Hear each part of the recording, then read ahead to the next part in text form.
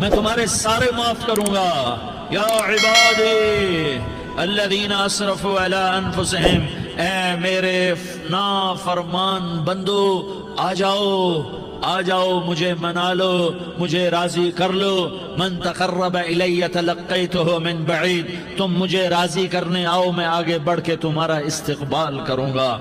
کوئی ناراض، میں کسی سے ناراض ہو جاؤں، وہ مجھے منانے آئے تو میں اس کا استقبال کروں گا یا منہ موڑ کے بیٹھوں گا اور اسے سلواتیں سناؤں گا، جلی کٹی سناؤں گا؟ میرا رب کہتا ہے لیاری کا جو مجھے راضی کرنے آتا ہے میں آگے بڑھ کے اس کا استقبال کرتا ہوں۔ میں کہتا ہوں آجا میرا بندہ، میں تو کب سے تیرے انتظار میں تھا کہ کب توبہ کرے گا اور میں معاف کروں گا، کب توبہ کرے گا اور میں معاف کروں گا۔ اللہ کو اپنا بناؤ، اس کے در پر جھکنے کے ساتھ ہمارے گناہوں کی حیثیت ہی کوئی نہیں ہے۔ بنی اسرائیل میں ایک آدمی نے 99 قتل کیے، اس کو خیال آیا میں توبہ کروں، ایک عبادت گزار کے پاس گیا اور اس سے پوچھنے لگا میں نے 99 قتل کیے ہیں، میری توبہ ہو سکتی ہے؟ اس نے کہا ہرگز نہیں، تو بڑا ظالم ہے، تیری کوئی توبہ نہیں۔ اس کو غصہ چڑھا، اس نے اسے بھی قتل کر دیا، 100 کر دیے۔ پھر اس کو خیال آیا میں توبہ کروں، تو وہ ایک عالم کے پاس گیا اور اس سے پوچھنے لگا میں نے 100 قتل کیے ہیں، کیا میری توبہ ہو سکتی ہے؟ کہ بیٹا کیوں نہیں ہو سکتی توبہ؟ ہائے ہائے ہائے ہائے ہائے۔ میرا رب ایک مثال دیتا ہے، کہتا میرا بندہ تو اتنے گناہ کر کہ زمین کو بھر دے، اس خلا کو بھر دے، چاند تاروں ستاروں کو بھر دے، اتنے گناہ کر کہ آسمان کی چھت کو لگا دے، زمین سے اٹھا اور آسمان کی چھت کو لگا دے۔ اتنے گناہ کرنے کے بعد صرف ایک دفعہ کہہ دے یا اللہ معافی دے دے تو میں سارے ہی معاف کروں گا، سارے معاف کروں گا، ولا ابالی، اور مجھے کوئی پرواہ نہیں ہوگی۔ انہوں نے کہا بیٹا گناہوں کی معافی تو یقیناً ہے لیکن توبہ کا ہونا ضروری ہے، تیری توبہ پکی ہونے کے لیے یہ ماحول چھوڑنا ضروری ہے۔ تو یہ بستی چھوڑ کے اس بستی میں چلا جا، وہاں نیک لوگ رہتے ہیں، ان کی صحبت میں تو رہے گا تو تیری توبہ پکی ہو جائے گی۔ اس نے کہا میری معافی ہو جائے، میری معافی ہو جائے، میں ہر کام کرنے کو تیار ہوں۔ بوریا بستر اٹھایا، جو تبلیغ والے کہتے ہیں گھر چھوڑو، لیاری چھوڑو، بستر اٹھاؤ اور چلے کے لیے نکلو، 4 مہینے کے لیے نکلو کہ اپنی توبہ کو پکا کرو، ورنہ ماحول کی گندگی پھر آدمی کو گرا دیتی ہے، پھر گرا دیتی ہے۔ کفل کو نہیں پتا تھا کہ میری زندگی کی چند گھڑیاں باقی ہیں، ساری زندگی زنا شراب میں گزری، آخری چند لمحے میں توبہ کی۔ اب میرے اللہ نے کیا کیا؟ اللہ کے بن جاؤ، ہاتھ جوڑتا ہوں، اللہ کے بن جاؤ، اللہ کو اپنا بنا لو، اللہ کو اپنا بنا لو، اللہ کو اپنا بنا لو، اللہ سے دوستی لگا لو، اللہ سے یاری لگا لو۔ اللہ کر دیا کہ جاؤ جنازہ پڑھو، جاؤ دفن کرو، جاؤ غسل دو، جاؤ کفن دو، میں نے کفل کو معاف کر دیا۔ میرے بھائیو اپنے اللہ سے اپنا تعلق بناؤ، اور اللہ سے تعلق بنتا ہے توبہ کے ساتھ، اس کے در پر حاضری دینے کے ساتھ، اور محمد مصطفیٰ صلی اللہ علیہ وسلم کی غلامی کے ساتھ۔ اللہ کو ایک ہی ہستی سے پیار ہوا، وہ محمد الرسول اللہ ہیں، ایک ہی سے محبت کی، وہ محمد الرسول اللہ ہیں، ایک کو اپنا حبیب بنایا، وہ محمد الرسول اللہ ہیں، ایک کو خاتم الانبیاء بنایا، وہ محمد الرسول اللہ ہیں، ایک کو حبیب اللہ بنایا، وہ محمد الرسول اللہ ہیں۔ میرے نبی کی عمر 6 سال، ماں کے پیٹ میں 2 مہینے کے ہیں اور باپ کا انتقال ہو گیا 25 سال کی عمر میں۔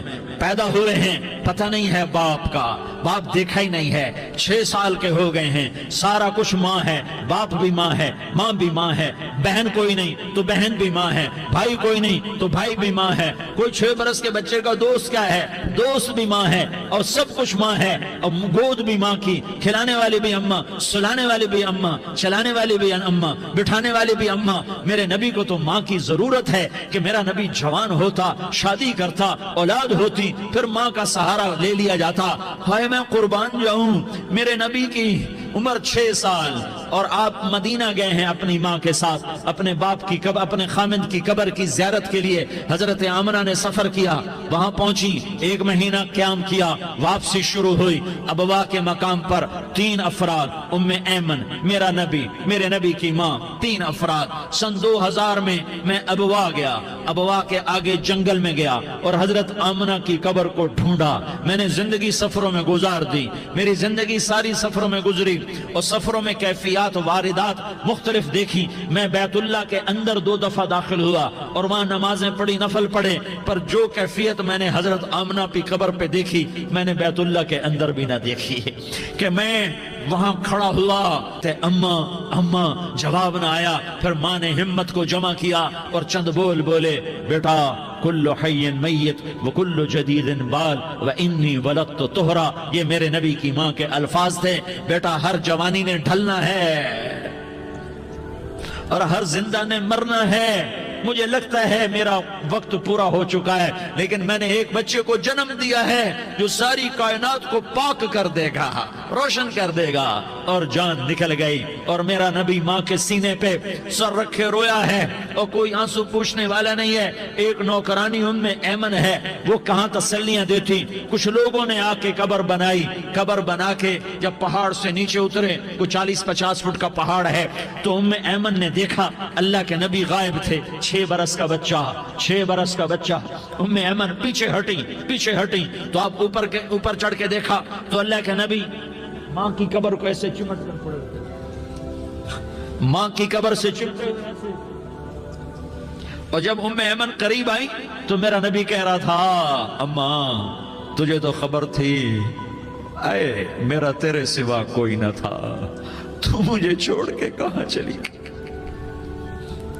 تم اس کے امتی ہو جس نے ماں کی گود سے دکھ دیکھنے شروع کیے. تم اپنی خوشیوں کے لیے اوروں کے چراغ بجھاتے ہو. تم اپنے گھر آباد کرنے کے لیے اوروں کے گھر برباد کرتے ہو. کیا موت نہیں آئی؟ کیا اللہ کہیں چلا گیا ہے؟ کیا جہنم بجھ گئی ہے؟ کیا جنت کو آگ لگ گئی ہے؟ ارے تو 2 جہان کا سردار تھا. تجھے تو پھولوں کی سیج ملتی، تاروں بھرے تیرے لیے زمانے ہوتے، جبریل تیرے لیے خدمت کو اترتا، اور یہاں 6 سال کا بچہ. ان ماؤں سے پوچھو 6 سال کے بچے کی کیا جذبات ہوتے. باپ تو اکثر باہر رہ جاتے ہیں. ماؤں سے پوچھو 6 برس کا بچہ ماں کی قبر سے لپٹ کر پڑا ہوا ہے. یہ 2 جہان کا سردار، یہ محمد مصطفیٰ، یہ محمد، یہ احمد، یہ ماہی، یہ حاشر، یہ عاقب، یہ فاتح، یہ خاتم، یہ ابو القاسم، یہ طٰہٰ، یہ یاسین، یہ مزمل، یہ مدثر، یہ رحمت للعالمین، یہ شاہد، یہ مبشر، یہ نذیر، یہ داعی اللہ، یہ سراج منیر، یہ ہادی، یہ مہدی، یہ راشد، یہ رشید، یہ ناصر، یہ منصور، یہ عامر، یہ ناہی، یہ منجی، یہ مدری، یہ قرشی، یہ مدنی، یہ مکی، یہ حجازی، یہ نظاری. یہ محمد الرسول اللہ ہے، یہ محمد مصطفیٰ ہے. ماں کی قبر سے چمٹا ہوا، اماں تجھے تو خبر تھی میرا تیرے سوا کوئی نہ تھا، تو مجھے چھوڑ کے کہاں چلی گئی؟ میں تیرے بغیر کدھر جاؤں گا؟ ایمن نے پکڑا، اٹھو بیٹا محمد. کہا اماں مجھے، یہ بھی ماں ہے، انہوں نے بھی دودھ پلایا ہوا ہے، اماں مجھے چھوڑ دو، میں اپنی ماں کے بغیر کہیں نہیں جا سکتا. ایمن نے کھینچا، اونٹنی پر بٹھایا. مکے تک میرے نبی نے کیا کیا آہیں نہ بھری اور کیا کیا آنسو نہ بہائے اور کیا کیا رو رو کے نہ دکھایا کہ پہاڑ بھی روئے، ابوا کے پہاڑ روئے، ابوا کی مٹی تر ہو گئی اور ابوا کے پہاڑ پگھل گئے. اور یہ پیغام دیا ہے کہ محمد مصطفیٰ صلی اللہ تعالی علیہ وسلم جیسی ہستی پہ اگر دکھ آ سکتے ہیں تو امت پر بھی آئیں. تو نافرمانی کا راستہ اختیار نہ کرو، فرما برداری کا راستہ اختیار کرو. یہ صدمہ اتنا گہرا تھا کہ آپ آخری حج پر تشریف لے گئے. آپ کی عمر 63 سال ہو چکی ہے، 57 سال گزر چکے ہیں ماں کو فوت ہوئے. آپ نے جب ابوا کے قریب پہنچے تو آپ نے اونٹنی کی لگام کو ماں کی قبر کی طرف پھیر دیا. 70,000 کا قافلہ ساتھ ہے. ابوا کی وادی میں انتظام ہو چکا ہے قافلے کے ٹھہرنے کا. ماں کی قبر پر پہنچے، اونٹنی سے اتر گئے اور ماں کی قبر پر ایسے بیٹھے، دیکھو جیسے میں بیٹھا ہوں، اپنے گھٹنے اٹھا لیے اور سرانے بیٹھ کر گھٹنوں پہ ایسے ہاتھ رکھے دونوں اور سر گھٹنوں میں دیا، جیسے چھوٹے بچے ایسے کر کے روتے ہیں. گھٹنوں میں سر دے کر اپریل کی سخت دھوپ میں کئی گھنٹے ماں کی قبر پر بیٹھ کر آنسو بہاتے رہے اور روتے رہے اور اس تمنا کا اظہار کیا، کاش میری ماں زندہ ہوتی۔ اکثر نوجوان بیٹھے ہو، سنو، ماؤں کی قدر جانو، ماؤں کا مقام پہچانو، ماؤں کا مقام پہچانو۔ کاش میری ماں زندہ ہوتی تو میں اپنی ماں کی ایسی خدمت کرتا کہ میں عشاء کی نماز کے مصلی پر ہوتا اور میں سورۃ فاتحہ شروع کر چکا ہوتا، اور ادھر سے میری ماں کہتی محمد تو میں ماں کے لیے نماز توڑ دیتا۔ میں کہتا لبیک یا اماں، اماں جی میں حاضر ہوں۔